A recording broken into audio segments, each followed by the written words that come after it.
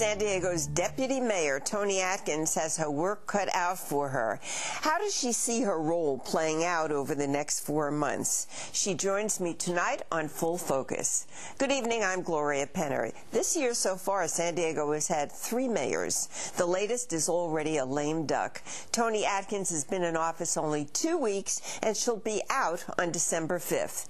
Is she a placeholder, or can she get something done? And if so, what? And also tonight we'll introduce you to a folk music legend who makes San Diego his home.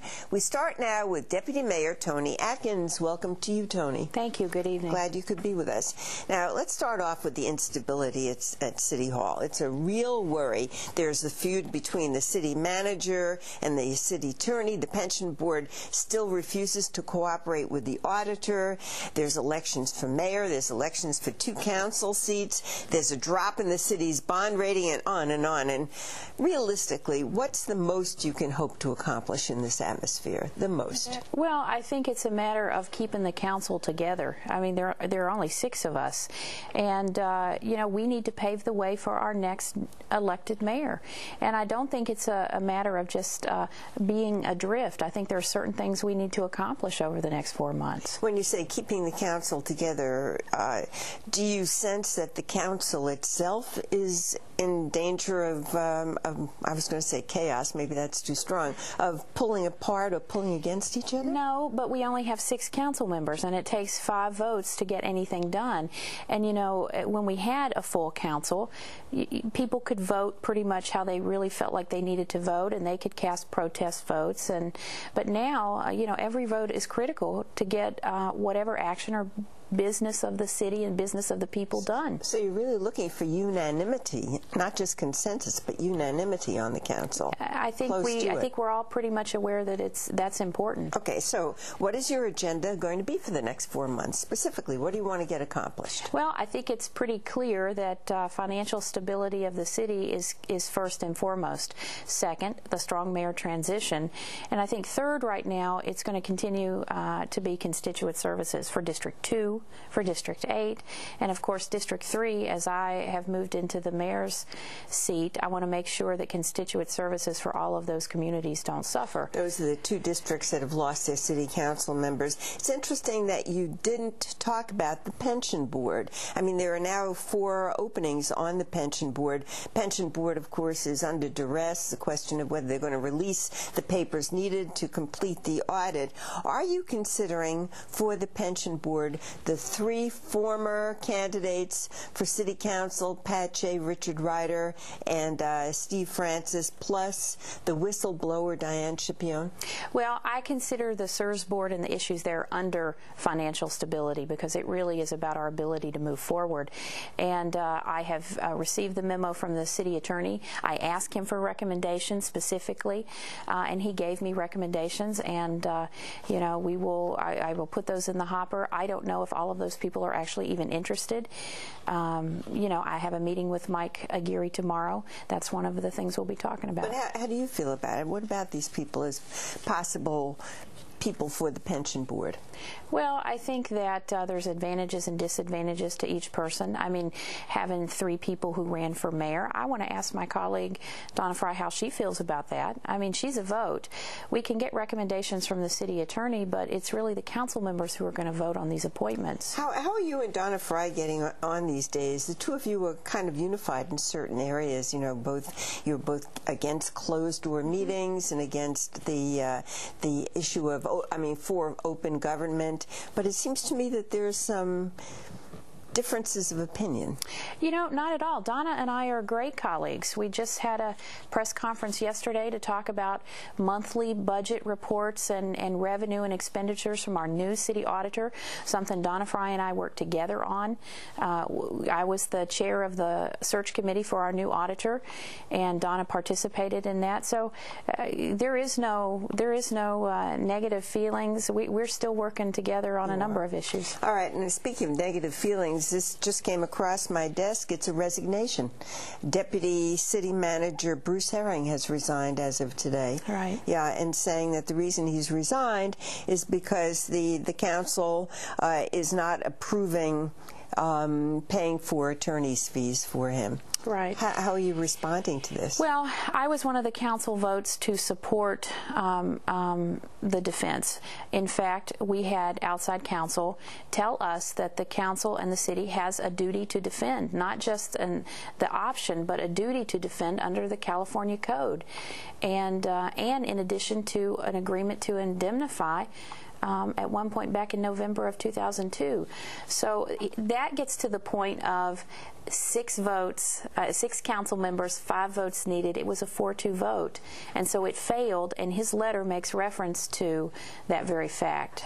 Okay, so at this point, do you think he's not the only one who will not have his attorney's fees paid? There will be others as well. Right. Are you expecting more resignations? Well, a number of those people have resigned and no longer work for the city. There was a question as to whether the city manager himself, if it were the will of the council for him to step down, that he too might want to step down. Well, I have a lot of faith and confidence in Lamont Ewell. I think it is, again, the council that would make the decision to let him know whether they've lost confidence in him, and I don't get that sense at all from my council colleagues. And in fact, I think that would lend towards more instability for city in terms of operations at a time when we should be paving the way to make the transition smooth for our next elected mayor. But at this time, the city attorney and the city manager are having their difficulties and have been actually feuding. I mean, how is that going to all work out? Well, it's not easy. I have to tell you, I called on them both today to stand down. You know, we need to be working together towards the greater good for the city. You know, Mr. Ewell has already indicated he will be leaving at the end of the year because we will be implementing the new strong mayor, and so whoever is elected will bring in his or her own team. So I just think that both of them are going to have to stand down and work a little harder together. We don't need additional litigation and lawsuits against each other. That will take up additional time, focus, attention, and money from the city that we really don't need to do. All right, getting back to your agenda, you've come up with some of your ideas for reducing the pension system deficit, and one of those was that city land might be leveraged in some way, and there are now some city watchdogs that are kind of criticizing that. They're saying city land shouldn't be sacrificed, taxes should not be incurred to pay for pensions that are suspected of being illegal. How do you respond to that? Well, there are a lot of different points there. One, there was a memorandum that Councilmember Peters, Medaffer, and I put out back in June that basically said everything needs to be on the table. We need to look at all options, and that includes the sale of land, but in particular we talked about leveraging leases, not selling the land, but looking at the option to leverage leases. And in fact, our own city attorney has just started a task force to review leases in a more critical fashion. So I don't think we're all saying different things. I think it's just a matter of having everything on the table to reduce the pension fund deficit. It's going to take a number of years. But you can see that a sensitive public would look at what you say and say, oh my God, she's going to sell away our heritage, our public lands, she's going to increase taxes, and they don't even know if the pension funds are legal at this point, or the pension benefits. That'll be determined by a court of law, and I think we all want to know the answer to that. Secondly, I think that these are options. All of these things need to be on the table. It doesn't mean I don't consider it a huge issue to even think about selling public land, and we may not go there, and in fact I have been opposed to that in the past, but I think we have to look at all of our options, and I think we have to tell the truth to the public. Well, one of the options is cutting city expense, and you know, there's been further concern that city expenses haven't been cut enough, that in fact you've increased spending by hiring additional staff to help you in your transition period to this deputy mayor. You've hired a couple of staff members, have you not? Actually, the net reduction is a net reduction. It is. There are a number of people that have left the mayor's office. There were a number of higher salaries that I just couldn't didn't see appropriate, and so decisions were made. It's a net reduction. I have hired 2 people, one to oversee District 3. My chief of staff has come upstairs with me to the 11th floor, and one other person, Paul Grasso. Everyone else is in an advisory capacity. So you're saying that you've actually cut expenses? In my own office and in the mayor's office. Okay. What was your rationale for choosing 3 city lobbyists, people who were paid to influence the city on behalf of their clients, for your transition team? It's only a 5-person team, and 3 of those people are lobbyists. And actually, there are more people on the transition team. Okay. I wanted to get out to the public as quickly as I could what I was doing, and it was in a very short period of time. The lobbyist, I would assume you're referring to Nikki Clay as one. She is the incoming president of the Chamber of Commerce. I haven't had the best relationship with the Chamber of Commerce. They've given me pretty low ratings, and in an effort to unify and send the message to people that I will work with anyone to keep our city stable, I felt it important to bring in a lot of different perspectives. And so I figure that I'm always going to be criticized.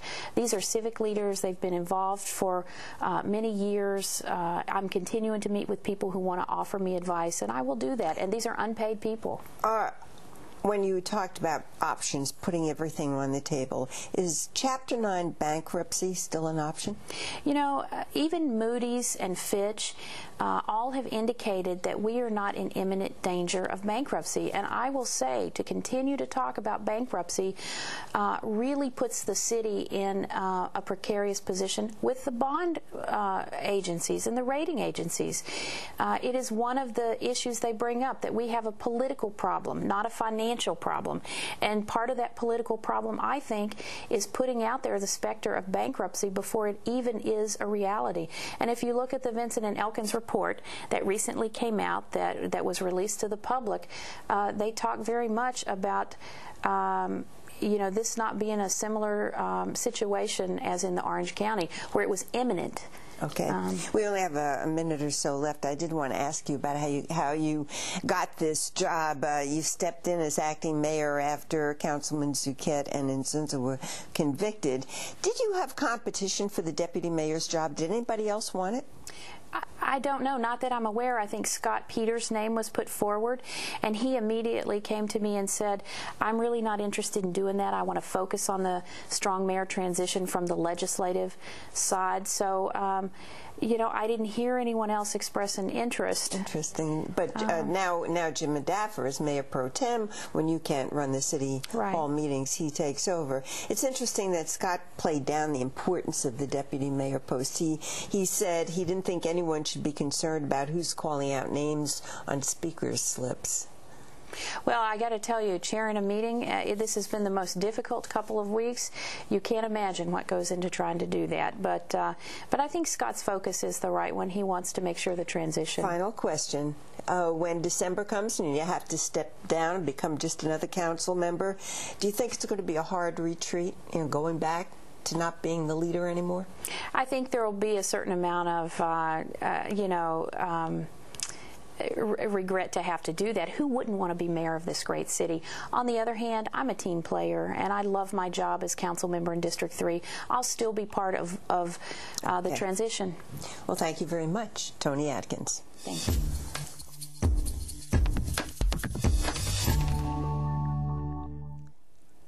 His harmonica and guitar playing have made him a folk music legend. He has a national and international following, but Sam Hinton has led a low-profile life here in San Diego. KPBS reporter Karen Rostodha introduces us now to the legend and Renaissance man.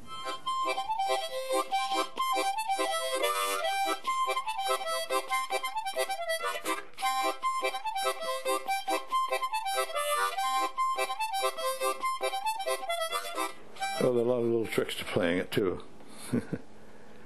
One of the things I worked out was a way of playing the harmonica without using my hands, putting one hand in my mouth. Watching Sam Hinton play hands-free is an amazing experience. When I play the harmonica, I'm putting my whole soul into it somehow. And that's the one thing that my arthritis in my fingers hasn't damaged my ability to play the harmonica. But playing the harmonica is just one facet of Hinton's extraordinary life. In his 88 years, the La Jolla resident has mastered numerous careers. In addition to teaching biology and music at UCSD for more than 35 years, he's been a book author, artist and actor, as well as vaudeville performer, radio host, and legendary folk musician. I ride an old paint and I lead an old band. Did folk music influence your life, or did your life influence your folk music? I think folk music influenced my life. How? It's kind of music that's going on all the time, and we're very fortunate to be able to hear parts of it, how it is at the moment. But the next moment it'll be very different.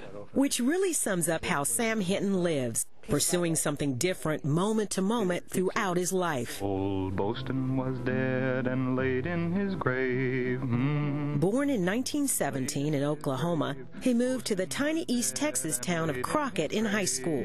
Crockett was very nice, 5,000 people, 10,000 pecan trees. Hinton says growing up in East Texas shaped his sound. I used to go and stand outside the black church in Crockett and listen to the songs. And I learned a lot of my songs that way. How did it influence your music? There was a big black community, and they have lovely songs, and they represent an old tradition. Then there was a lot of people from the mountain country around Arkansas, and they have their own tradition. They have the tradition of the Southern Mountains, which is transplanted to English tradition. Then there was the Acadian French, the Cajuns we call them,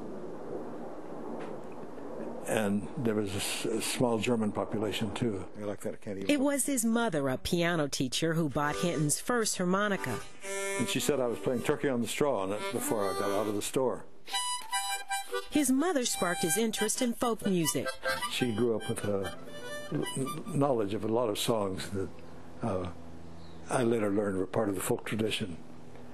She used to put me to sleep, and all us kids to sleep, with a version of Froggy Went A-Courtin' and Heated Ride. And that goes back several hundred years in England, that song does. Was her version different?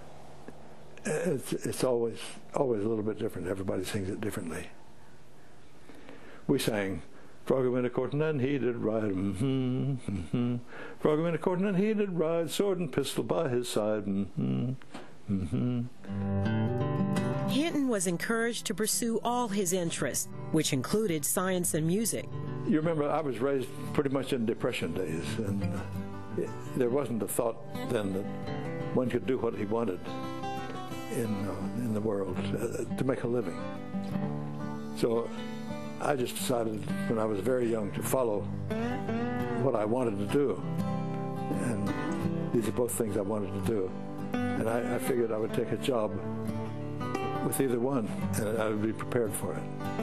And I did. I was on the road for a couple of years with a vaudeville troupe, Major Bowes units. Also, while I was a student at Texas A&M, I started collecting snake poison for Sharp and Dome Chemical Laboratories. They used it to make the antidote for snake bite.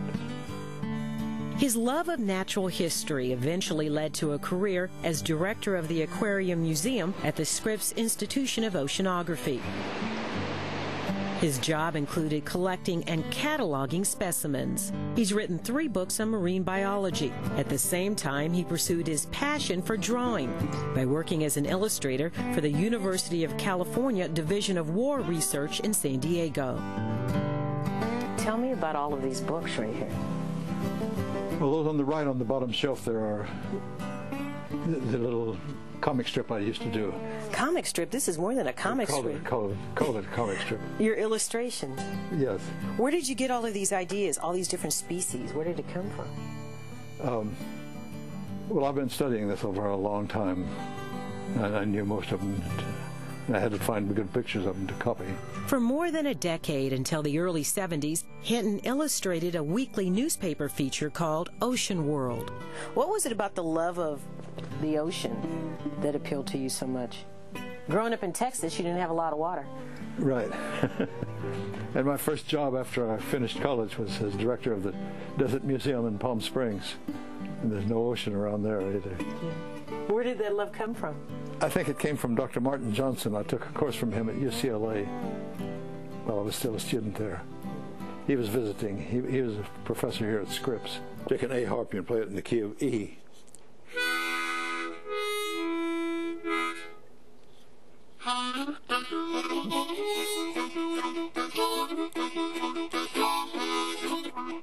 Of all his loves, his most endearing is for his wife of 65 years. Well, I think being married to Leslie has been the happiest part of my life. I really date my life mostly from the time I married her. They were engaged to be married just 2 weeks after meeting at UCLA, where Hinton was studying zoology. I knew right from the first moment I became conscious of her. Yeah. Together they raised 2 children while nurturing a music career and style that is both respected and revered by the folk music industry. Hinton has recorded more than a dozen albums, including work for the Library of Congress. In 1980, he retired from teaching and hit the road, performing in concerts all over the world. He was a headliner at both national and local folk festivals. 3 years ago, the San Diego Folk Heritage Festival was renamed in his honor. I am a proud American. I came here in 27.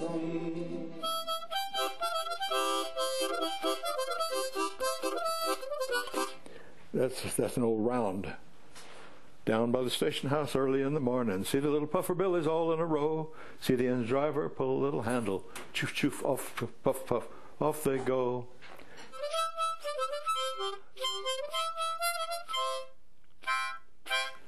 What I'm trying to do there is play the round in 2 parts of the harmonica at once. While ill health has slowed his nimble fingers, Hinton's passion for performing still shines through. Even though Hinton hasn't played in public in several years.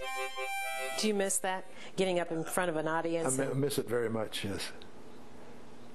That's the main thing that I wish I could still do. What is it about a live audience that you miss? The live audience is a very supportive thing to have. They work with you. They'll tell you right away whether you're doing it right or wrong. But Hinton is quick to add that there's really no right or wrong way to play a folk song. Each song is as unique as the performer. Any music will make you feel, I think, if you listen to it properly. But folk music is mostly all feeling. Money to go my bail, and so I'm stuck for 90 days in the Portland County Jail. Such a bunch of villains as this nobody ever saw. And that wraps up tonight's Full Focus. For more on City Hall and Sam Hinton, visit our website at kpbs.org. And now it's time for you to talk back. We received a few letters about our recent show on civilians patrolling the border. Kevin Hannix had this to say: the root word of vigilante is vigilance. If the government was vigilant, there would be no issue.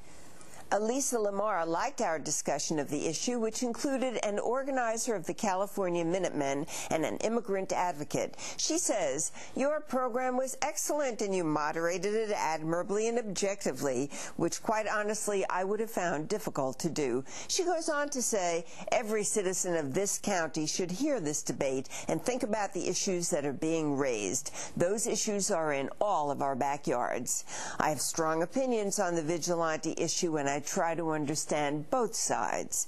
And viewer Joe Ellis of Oceanside was dismayed by SDSU's plans for an institute on tribal gaming. He says they're not appropriate for SDSU, and that at best those topics could be covered at night school in a community college, where a certificate could be offered upon completion of a program dedicated to these jobs, providing there was enough of a demand, which might be questionable. He concludes, I only hope the powers that be will say no to further attempts by the Indians to bribe the school into accommodating trashy endeavors like tribal gaming or employment in the hotel industry.